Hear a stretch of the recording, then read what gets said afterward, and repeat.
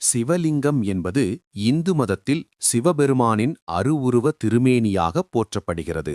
சிவலிங்கங்கள் அவை உருவாக்கப்படும் பொருட்கள் மற்றும் அவற்றின் தன்மையைப் பொறுத்து பல வகைகளாக பிரிக்கப்படுகின்றன.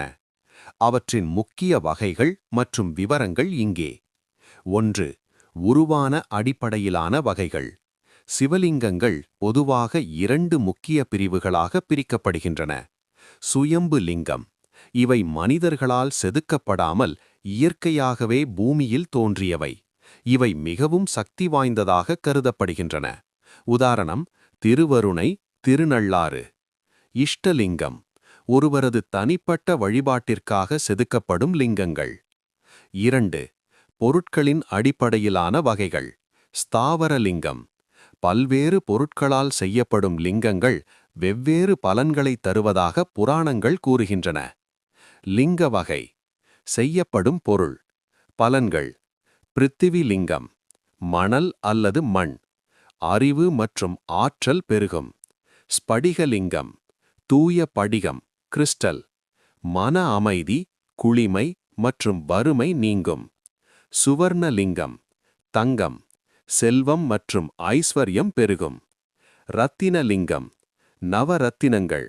கிரக தோஷங்கள் நீங்கி நல்வாழ்வு அமையும். பாணலிங்கம். நர்மதை நதிக்கற்கள். மோக்ஷம் மற்றும் மன உறுதி கிடைக்கும். லோகலிங்கம். செம்பு, பித்தளை போன்ற உலோகங்கள். நீண்ட காலம்.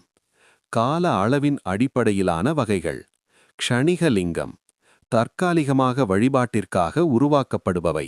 உதாரணமாக ஆற்று மணல், பச்சரிசி, திருநீறு, வெண்ணெய் அல்லது சந்தனம் ஆகியவற்றால் ஒரு குறிப்பிட்ட நேர வழிபாட்டிற்காக செய்யப்பட்டு பின்னர் கலைக்கப்படுபவை.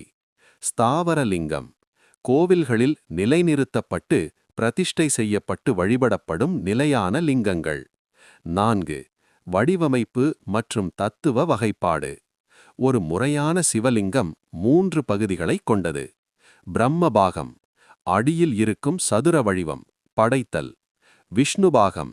நடுவில் இருக்கும் எண்கோண வடிவம், காத்தல். ருத்ரபாகம். மேலே தெரியும் உருண்டை வடிவம், அழித்தல் அல்லது மறைத்தல். முகலிங்கங்கள். சில லிங்கங்களில் சிவனின் முகங்கள் செதுக்கப்பட்டிருக்கும். ஏகமுகம். ஒரு முகம் கொண்டது. சதுர்முகம். 4 திசைகளையும் நோக்கிய 4 முகங்கள். தத்புருஷம், அகோரம், வாமதேவம், சத்யோஜாதம். 5 முகங்கள். 5வது முகம் ஈசானம், மேல் நோக்கி இருப்பதாக கருதப்படும். 6.